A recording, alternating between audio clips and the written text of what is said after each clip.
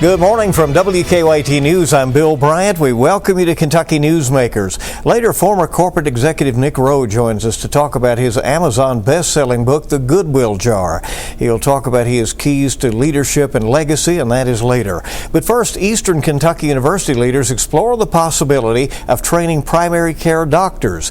EKU is going to do a feasibility study to determine if the university can provide a new and cost-effective medical education program. EKU President Dr. David McFaddin says shortages in health care spurred his team to figure out if they can be a solution. President McFaddin is joining us now, and that and a lot of other things are happening on campus. Welcome. We appreciate you coming. It's great to be on, Bill. It appears this has gone a little bit beyond just brainstorming. Is a DO program something you would like to see EKU offer? You know, I think as we have thought about being the school of opportunity at EKU, and we've leaned into saying how do we solve some complex problems that our state, our region has, this idea has really percolated to the top. We just started a manufacturing engineering program last year, first manufacturing engineering program in the state, leaning into this idea that 94% of our communities are underserved or not served at all in primary care physicians. We have 2,600 practicing primary care physicians in the state. We're going to need 2,400 more to replace those and to grow to get to that point to where we've got the right patient to physician ratio in the state. So this is most assuredly a big problem that we're facing, specifically in our rural and underserved communities. I think that's what Eastern Kentucky University does, and we're excited to move forward on this idea. The early part of the discussion seems to emphasize affordability, that aspiring doctors be able to get their education and not be saddled with a huge debt that would then follow them for years after that. Some say it could be an incentive to practice in the state. You could give some forgiveness there. What are some of those discussions? Yeah, I think for us, looking at the average loans, we're looking at over $200,000 in loans for those who are graduating. When you think about paying those back, the average time to pay back is 20 years. That's a lot of sacrifice for someone's family. And then you've got to give the thought of, can I practice in a rural community? Can I support my family and be able to pay back those loans? And so as a school that's focused on first generation, low income students, affordability is front of mind for EKU. And so we feel like that we can bring a very affordable, high quality program to the state that's going to give an alternative to make sure that in those communities that aren't served, that there is someone who cares for them, who has a world-class education, but is also likely one of them. As Kentucky's school who educates more Kentuckians per capita than any other school, and putting those students back to work in our Kentucky communities better than anyone else, we feel like this is the right solution right now. The number of physicians in the country who are DOs has been growing much faster than MDs over the last decade.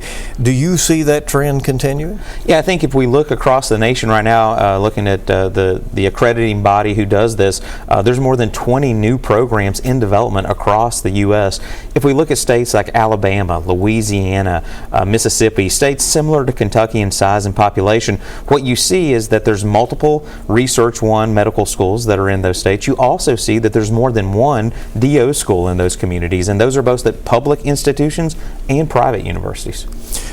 Would you have to build new facilities? Yeah, obviously, in order to have a College of Medicine, there's going to be some unique facilities. The great thing about this program is as we have started to do this work, and we've had 2 years of due diligence before we came forward with this. The feasibility study we'll need to do this summer is for the accreditation purposes to start that conversation.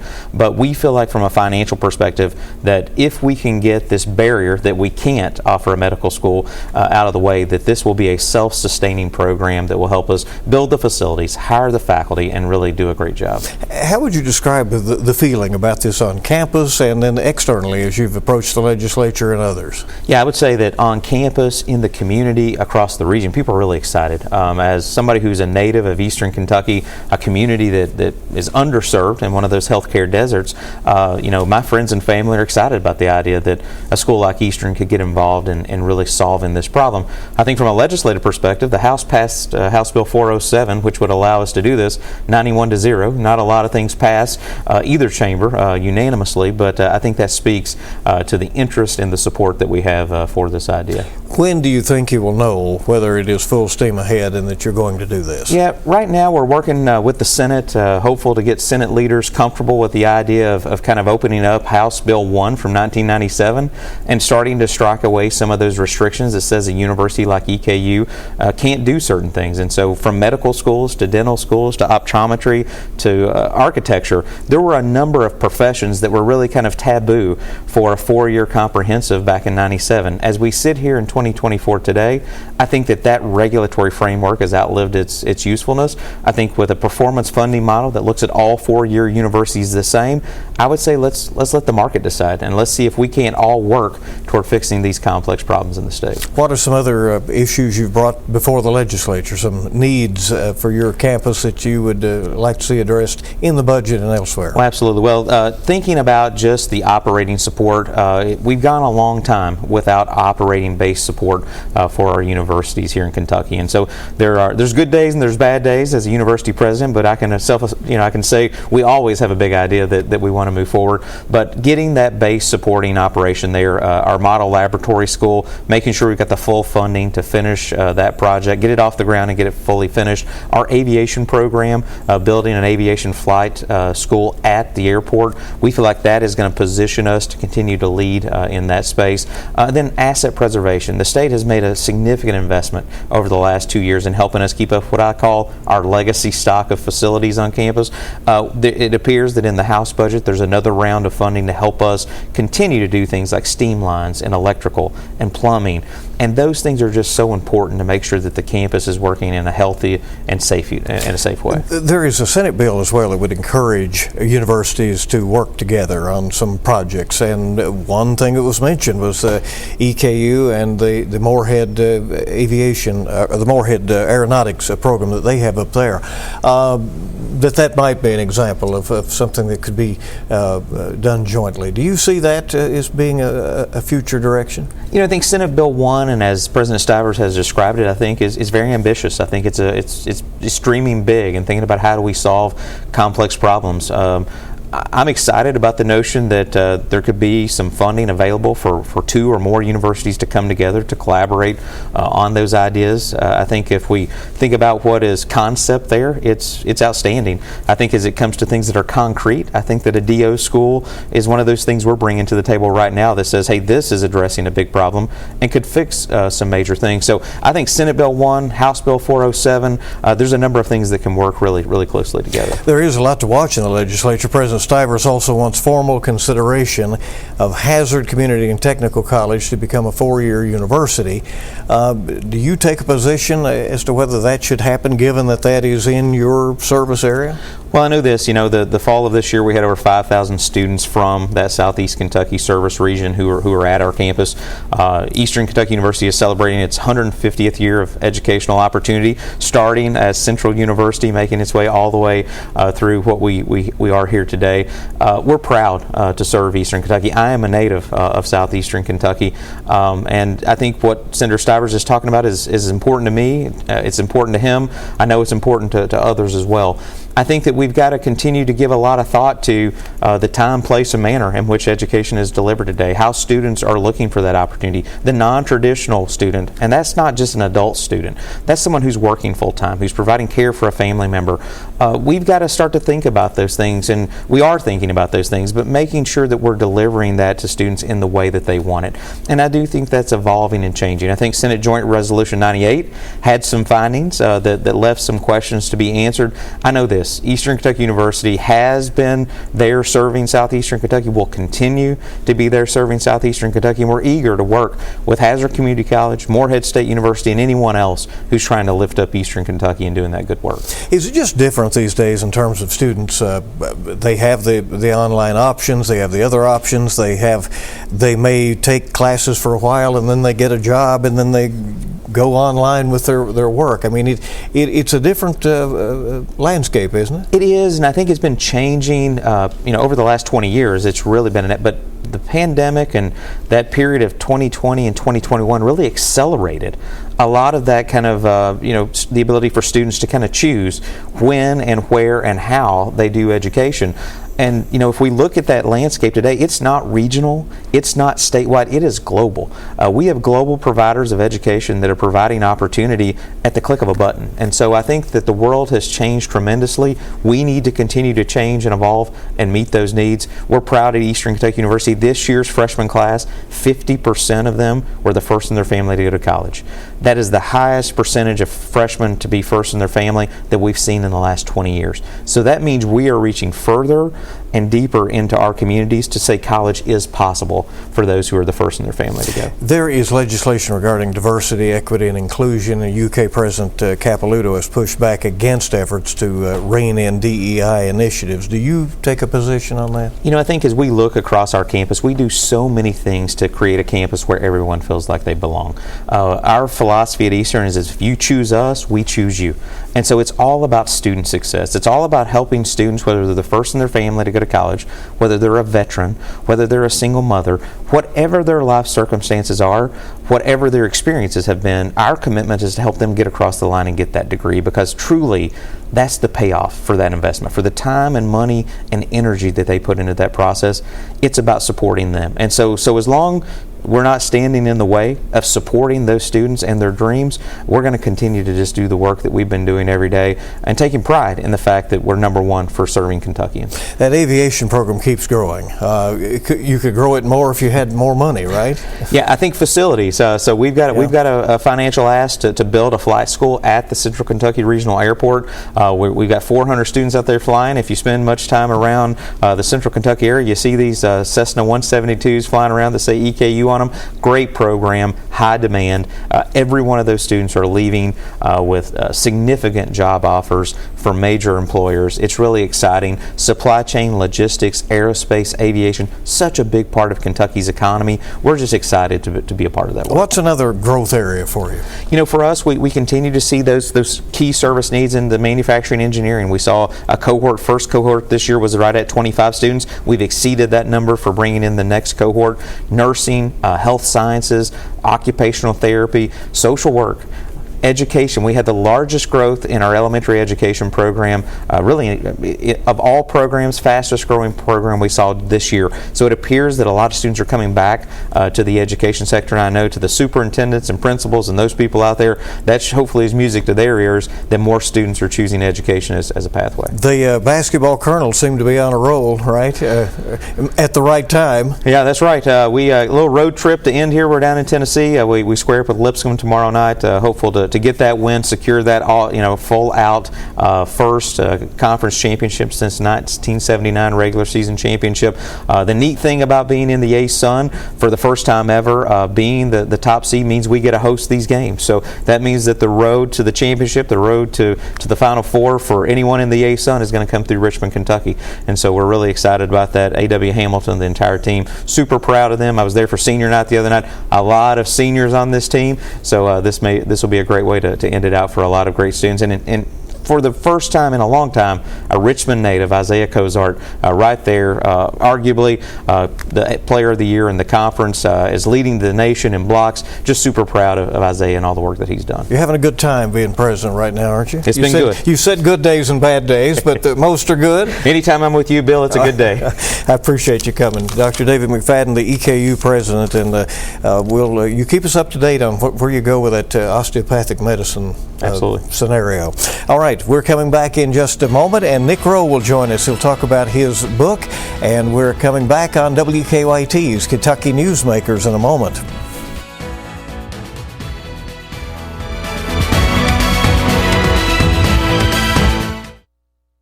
Welcome back to WKYT's Kentucky Newsmakers. After 35 years as a senior vice president at American Water Works and Kentucky American Water, Nick Rowe now has an Amazon best-selling book on his hands. Rowe writes about his life, his faith and family, and how to treat people. In The Goodwill Jar, Rowe makes the case that we all gain equity by investing effort in kindness toward others. He writes, everywhere we go, every minute of every day, there are opportunities to leave people and places better than we found them.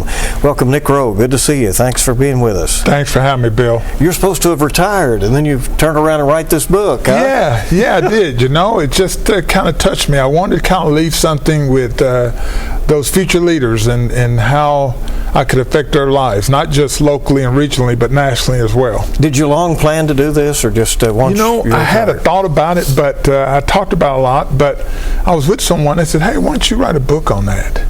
And really, the Goodwill Jar is really about how we live our lives. We're all imperfect human beings, but we all have an opportunity on this earth to try to do some goodwill with other people.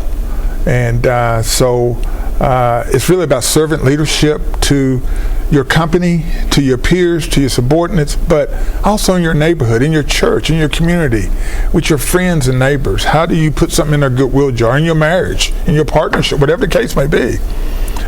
So that's really kind of the genesis of the book. Relationships, in other words. Yes, it's all about relationships. And it started with the concept of me and my wife and our daughters, from when they were growing up, we had a ball jar on the top of the counter, and every time something would happen good, hey, you made good grades, great job, Dominique. Ebony, good goal today in soccer. Hey, Dad, great job. Mom, great job in whatever you did. So we took that concept, me and my wife, and just thought about, I kind of used that in my whole career, just try to be good with people. And I came through a generation in corporate America, Bill, where it was everybody's out for themselves, and I never bought into that. I always said, look, I want to do right by people. I'm going to do right by my community.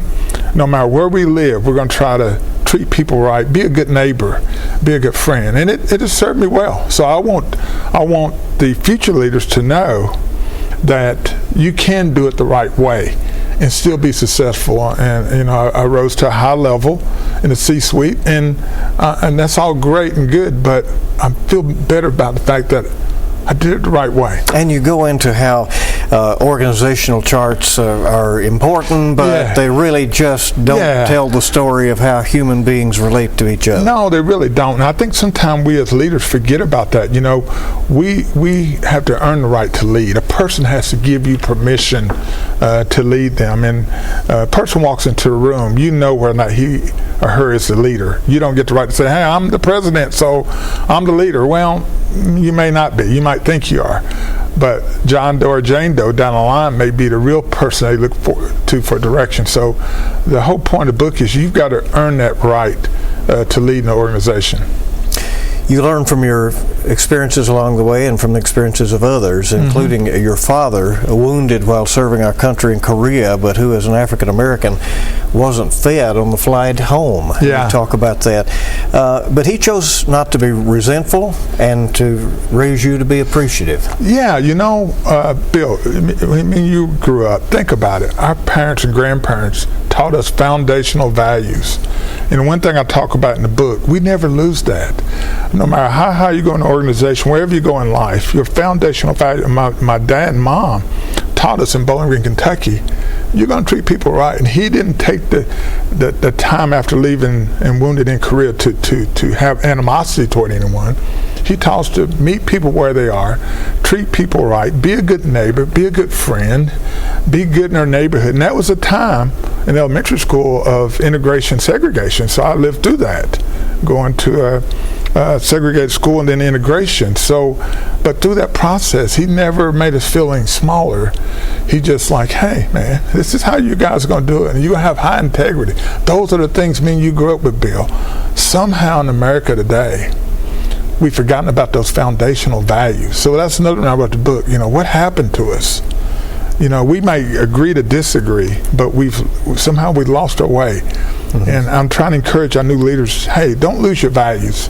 You were a valedictorian at Bowling Green High School, and your fellow students came to respect you and depend on you as a member of the teams. And you talk about disarming people with love and realizing that we all just have an awful lot in common. Sure. We're a lot more alike than we realize. We really are. And you're right, I'll talk about in the book that our DNA is so close to each other. We spend a lot of time in America today talking about how different we are. I'm different from you. You have a different sexual preference than me. You have this. You're female, I'm male, I'm black, you're white. Well, who really cares? Our DNA is so close to each other. And I learned to disarm people by trying to find a common ground somewhere. I traveled the coal fields of Eastern Kentucky as a young engineer with CSX. Now, you better not go in the coal fields of Eastern Kentucky with a chip on your shoulder, because those guys and ladies will knock it off. And I learned to go in there and keep my mouth shut, talk less, listen more, meet them where they were. I never had a problem as a young African-American engineer. So my point in the book is you can always find common ground with somebody somewhere. Faith is a very important part of your life and your journey. And in your book, you talk about really that was first among your priorities. Yeah, you know, in corporate America, we're taught to not mention our faith. Well, I always did. Sorry, I survived it after 40 years in corporate America.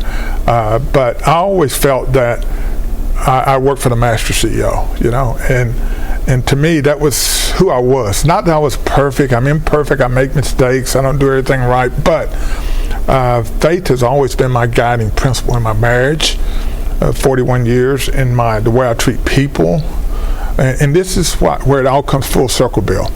And I talk about in the book coming from childhood to retirement. When you retire, nobody came up to me and said, "Hey, did you build a new house out there? Hey, I saw you driving a fancy car." Nobody cares. Nobody remember my title. But people say, "I remember 20 years ago when my wife was sick and you gave me a hug, and this is what you said to me." That's all people remember. So we're all building, me and you, all of us are building our legacy every day. So let's take a chance to do something good for people. How important is it to mentor people along the way? Yeah, that's one of my... If you're in a position to do that. Yeah, that's so key. People gave me a chance, and I'm most proud of when I left American Water, I think about how many of those executives today are gone on to other companies, are still working there, and I mentored them and brought them along the journey and gave them an opportunity. So again, the Goodwill Jar is about giving back. This world is made of so many takers. I say we need more givers. How much have we given to our communities? How much have we given to other people? And this was my measuring stick. I would walk around to people that work with me every day. How many people are saying your name?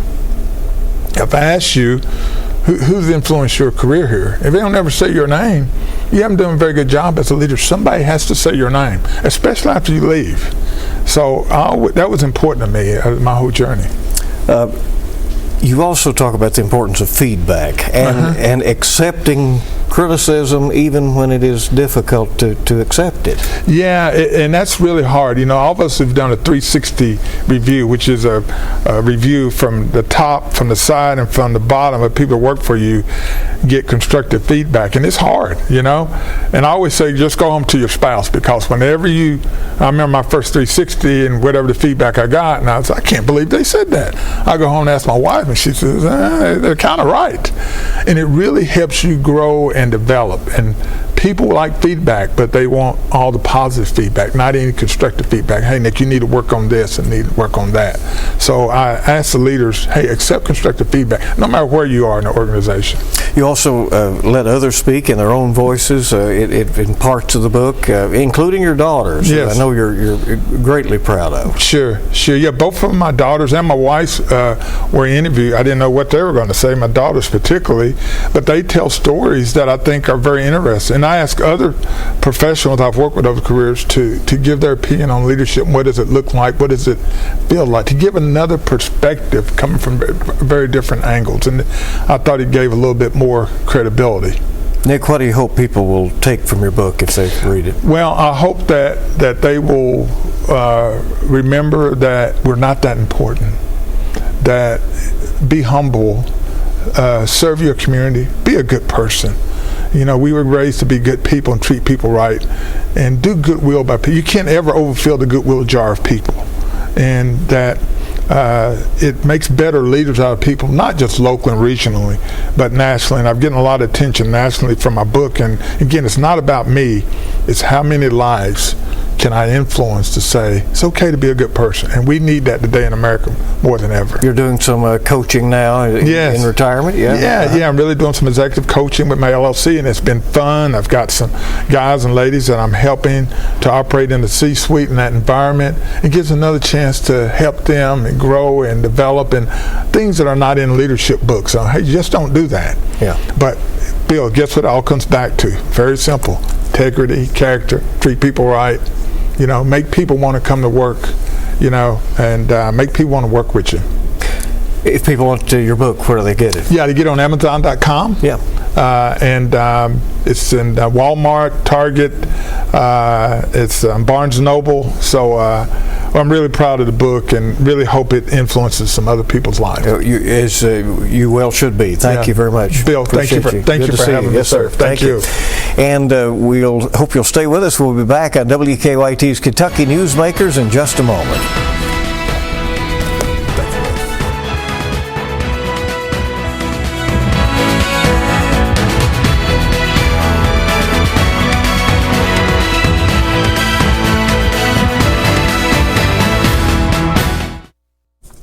Before we go, a reminder that if you want to see any of our Kentucky Newsmakers interviews again, or you'd like to share them, you can see those on WKYT.com. Look for the Kentucky Newsmakers tab. We'll be covering the legislative session in this week ahead, and of course it's also the beginning of severe weather season here in Kentucky, and there will be some events that will be noting that, and we'll have that coverage for you as well. That's Kentucky Newsmakers for this week. Thank you so much for joining us, and you make it a good week ahead.